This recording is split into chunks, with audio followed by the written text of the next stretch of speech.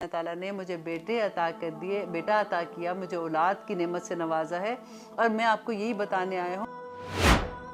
آج کل کیا ہوتا ہے، ہم بار بار لوگ پوچھتے ہیں کہ جی آج کل کاروبار میں یہ پرابلم، جتنے لوگوں اس وقت پریشان ہیں ان کو دیکھیے یہ والی آیت ان کو پڑھنی چاہیے۔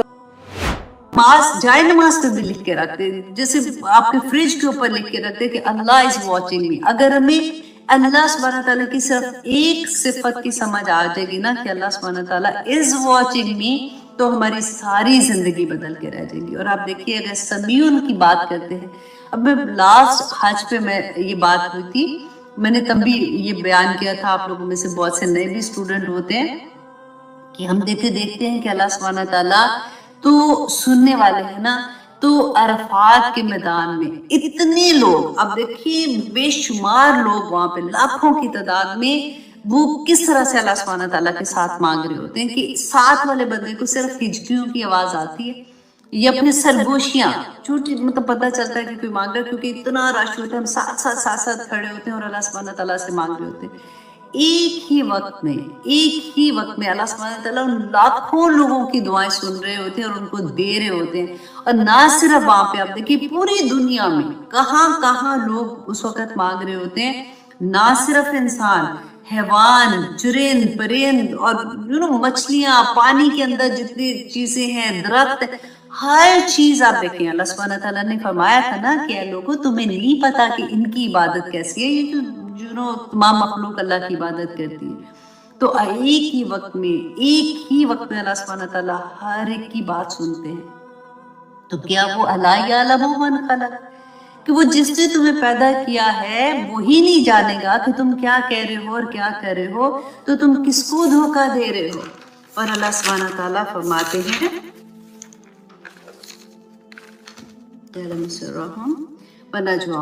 وَأَنَّ اللَّهَ، اور بے شک اللہ علام الغیوب، غیوب کو، غائبوں کو جاننے والا ہے۔ اب دیکھیے کہ اللہ سبحانہ تعالیٰ، ہم نے سورۃ بقرہ میں بھی پڑھا نا کہ اللہ سبحانہ تعالیٰ فرماتے ہیں کہ میرا بندہ تو جب بھی مجھے پکارتا ہے، وَإِذَا سَأَلَكَ عِبَادِي عَنِّي فَإِنِّي قَرِيبٌ أُجِيبُ دَعْوَةَ الدَّاعِ إِذَا دَعَانِ فَلْيَسْتَجِیبُوا لِی وَلْیُؤْمِنُوا بِی۔ اب لَعَلَّهُمْ یرشدون، تو اتنی پیاری بات لگتی ہے کہ اللہ سبحانہ تعالیٰ نے رسول اللہ صلی اللہ علیہ وسلم کو فرمایا تھا کہ ان کو بتا دو کہ یہ پوچھتے ہیں وہ کہ میرا وہ کیا تھا کہ ویسے سالہ کا عبادت، کہ جب بھی میرا بندہ تم سے پوچھتا ہے میرے بارے میں تو ان کو بتا دو کہ میں سنتا ہوں جب بھی وہ پکارتا ہے۔ ایسا نہیں ہے کہ اچھا جب جائے نماز میں بیٹھے گا یا پھر مسجد میں جائے گا یا پھر حرم میں آئے گا تو میں سنوں گا۔ کتنی پیاری آیا ہے کہ جب بھی میرا بندہ، جس حال میں بھی میرا بندہ مجھے پکارتا ہے، میں اس کی آواز کو سنتا ہوں۔ لیکن آپ دیکھیے آگے شرط ہے، فَلْيَسْتَجِیبُوا لِی، ان کو بھی چاہیے کہ میرے حکم مانیں، وَلْیُؤْمِنُوا بِی، اور ان کو بھی چاہیے کہ وہ ایمان لے کے آئیں تاکہ وہ ہدایت پا سکیں۔ ہم کبھی ہوتا ہے نا کہ دعائیں کیوں نہیں قبول ہوتی ہیں؟ میں ہمیشہ یہ کہتی ہوں کہ ایک اور بھی ایک طریقہ ہے کہ پہلے اب 2 رکعت نماز نفل پڑھ کے توبہ کے نفل پڑھ لیں کہ یا پاک پروردگار، کیونکہ گناہ جو ہوتے ہیں نا وہ دعا کی قبولیت میں حائل ہو جاتے ہیں۔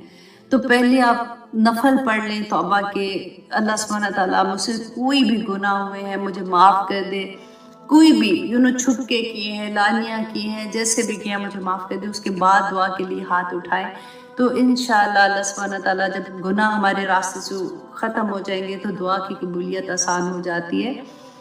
اللہ اکبر۔ آیت نمبر 79 میں اللہ سبحانہ تعالیٰ فرماتے ہیں الذین، وہ لوگ جو یلمزون، وہ جو تانا دیتے ہیں، تان کرتے ہیں، ایک دوسرے کو الزام لگاتے ہیں، ایک دوسرے کا مذاق اڑاتے ہیں۔ یہ کس سے ہوتا ہے؟ دیکھیے زبان کا فتنہ، یہ اتنا بڑا فتنہ ہے۔ اب اس کی سزا آپ آگے جا کے دیکھیں گے کہ اللہ سبحانہ تعالیٰ فرماتے ہیں وہ لوگ جو تان دیتے ہیں، المطوعین، خوشی سے دینے والوں کو، من المؤمنین، مومنوں میں سے، پھر صدقاتی، صدقات کے بارے میں، والذین، اور وہ لوگ جو لا یجدون، نہیں پاتے، الا جہدہم، مگر یہ کہ وہ اپنی محنت سے، فیسخرون، تو وہ مذاق اڑاتے ہیں، منہم، ان کا۔ اب اس کی شان نزول بھی میں آپ کو بتاتی ہوں کہ دیکھیے یہ آیا کو غور سے سمجھیے، یہ اتنا بڑا سبق ہے کہ وہ لوگ جو دوسروں کا مذاق اڑاتے ہیں. اب یہ کس سے بات ہو رہی ہے؟ یہ کن کی بات ہو رہی ہے؟ منافقین کی بات ہو رہی ہے نا. اور منافق کون تھے؟ یہ مسلمان تھے، نماز پڑھتے تھے، رسول اللہ صلی اللہ علیہ وسلم کے پیچھے جماعت کے ساتھ نماز پڑھتے تھے. لیکن یہ جو ان کی خصلتیں تھی نا، جو انسان کی وہ چیزیں ہوتی ہیں جو ان کی عادات بن جاتی ہیں، یا وہ سمجھتے ہیں کہ یہ تو ہم نے تو اتنی عبادت کی تو پھر یہ بات تو خیر ہے.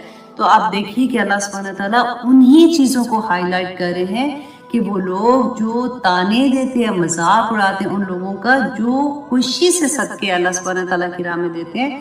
یہ کس کی بات ہو رہی تھی کہ عبداللہ بن عوف جو ہے ان کا یہ تھا، یہ بہت پیسے والے صحابی تھے، بہت امیر تھے.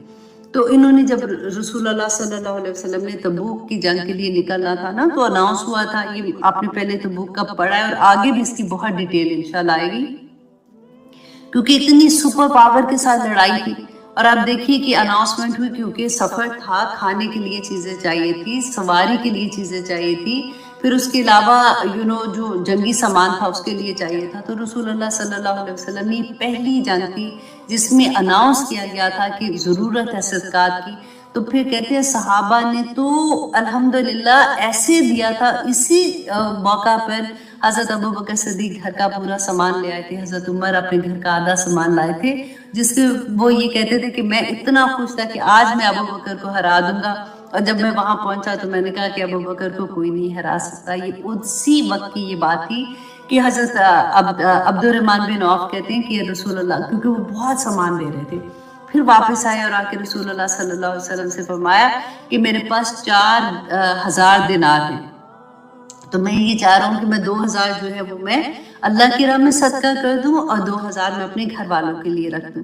تو رسول اللہ صلی اللہ علیہ وسلم نے ان کو دعا دی تھی کہ عبد الرحمن، اللہ سبحانہ تعالیٰ تمہارے گھر میں جو تم سامان مطلب دینار رکھے ہیں اس میں بھی برکت عطا کرے، اور جو تم نے اللہ کی راہ میں دی ہیں اس میں بھی برکت عطا کرے کہ قیامت کے دن یہ پہاڑ جتنے اجر تمہیں ملے اس کے. اور پھر اسی وقت ایک تھے صحابی، ان کا نام تھا ابو عقیل.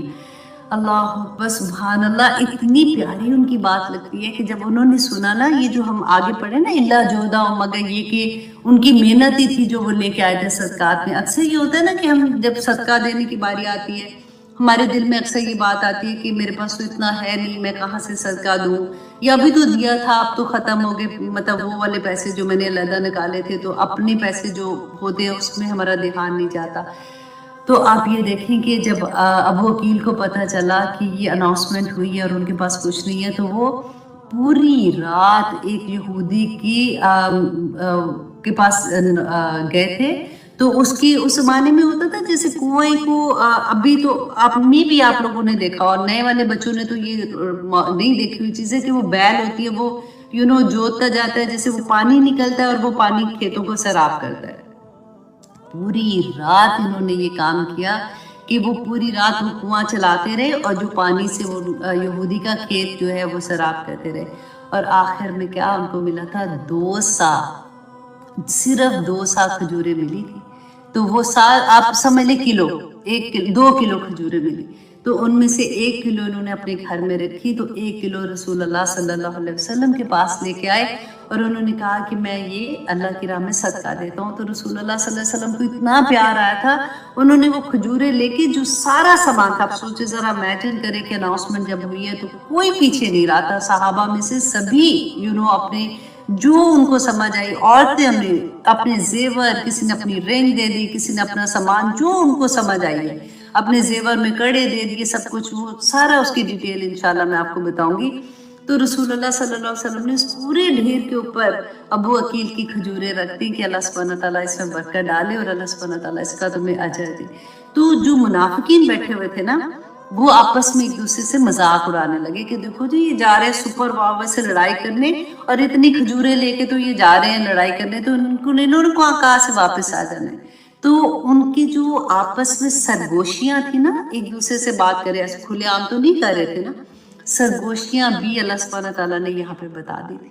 रसूल अल्लाह सल्लल्लाहु अलैहि वसल्लम ने उनके अल्फाज तक बता दिए थे कि जैसे ये तान देते एक दूसरे का मजाक उड़ाते हैं। देखिए मजाक उड़ाना कोई छोटी बात नहीं होती है, क्योंकि अक्सर ये होता है कि अगर आप किसी का मजाक उड़ा रहे हैं ना, तो फॉर एग्जाम्पल कोई अच्छी काम कर रहा है, किसी का हिजाब का फॉर एग्जाम्पल मजाक उड़ा रहे हैं, साथ वाला बैठा हुआ जिसने अभी सोचा था कि शायद मुझे भी लेना है या मैं भी ऐसे करूं या मुझे अब समझ आनी शुरू हो गई है, तो वो भी डिस्करेज हो जाएगा, वो भी डर जाते हैं।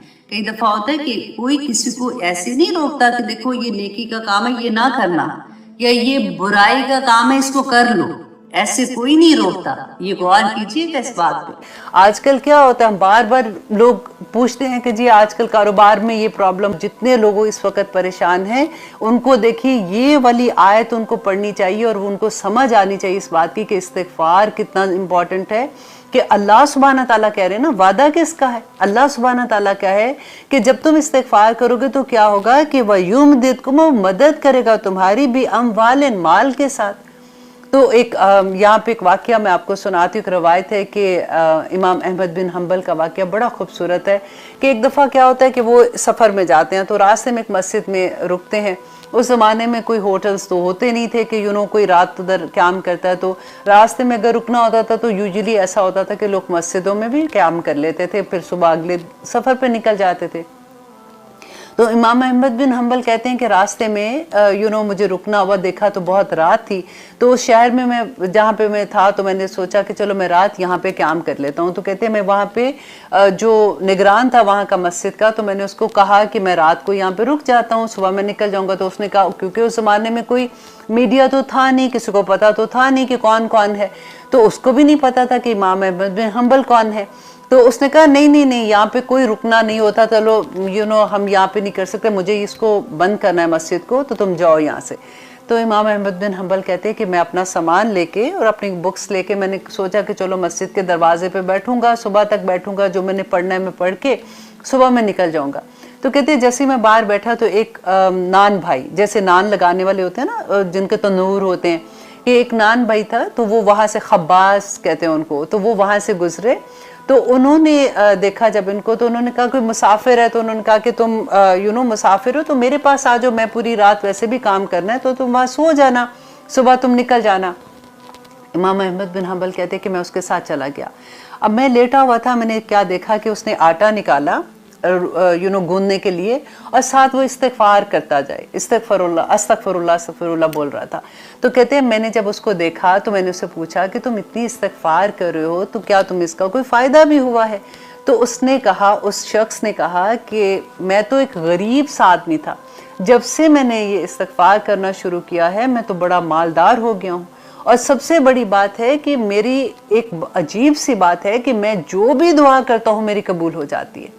सोए एक दो दिन से मैं अल्लाह सुब्हानहू तआला से एक दरख्वास्त कर रहा हूँ कि मैंने सुना है कि एक इमाम है जो इमाम अहमद बिन हम्बल हैं, जो बड़े आलिम हैं, मेरा बड़ा दिल है कि मैं उनसे मिलूँ। तो अल्लाह सुब्हानहू तआला से दरख्वास्त की है कि अल्लाह सुब्हानहू तआला मुझे उनसे मिला देना।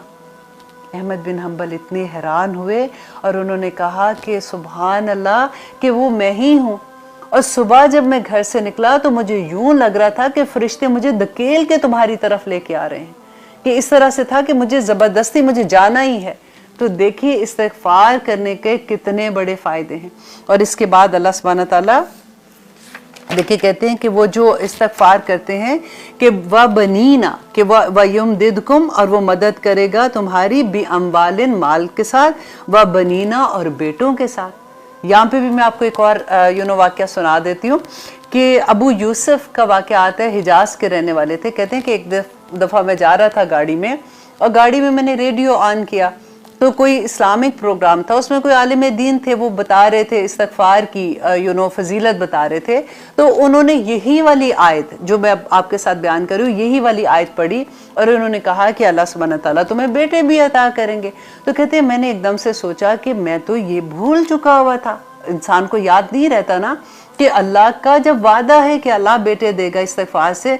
तो कहते हैं मैंने वहाँ से गाड़ी को वापस मोड़ा और मैं घर गया, और मैं और मेरी बीवी ने उस दिन से इस्तिग़फ़ार को अपना कलाम बना लिया। और उसके बाद कहते हैं कि एक दो साल के बाद कहते हैं मैं वापस उस डॉक्टर के पास उसको मिलने के लिए गया, अब मैंने उनको जाके कहा कि मेरी आपके साथ अपॉइंटमेंट थी, मैं आपको मिलने नहीं आया था। उनके जानने वाले थे डॉक्टर ना, उनको पता था असल में जा रहे थे रास्ते में, क्योंकि उनकी औलाद नहीं थी। किसी ने उनको ये बताया था कि फला डॉक्टर है, उसके पास जाओ, उसको अल्लाह सुब्हानहू तआला ने उसमें शिफा भी रखी है, वो ऐसी दवाई देता है और इसका इलाज भी है, तो तुम जाके उसके पास इलाज करवा लो, तुम्हें अल्लाह सुब्हानहू तआला औलाद नवाजेंगे। तो कहते फिर दोबारा मैं उसके पास जब गया और मैंने उनको बताया कि मेरी आपके साथ अपॉइंटमेंट थी, मैं उस दिन नहीं आया था, आज मैं आपको सिर्फ ये बताने आया हूँ कि अल्लाह सुब्हानहू तआला ने मुझे बेटे अता कर दिए, बेटा अता किया, मुझे औलाद की नेमत से नवाजा है। और मैं आपको यही बताने आया हूँ कि मैंने अल्लाह की दुआ इस्तेमाल की है, और वो दुआई क्या थी? अस्तगफार अस्तगफार करना शुरू कर दिया अल्लाह सुब्हानहू तआला के आगे।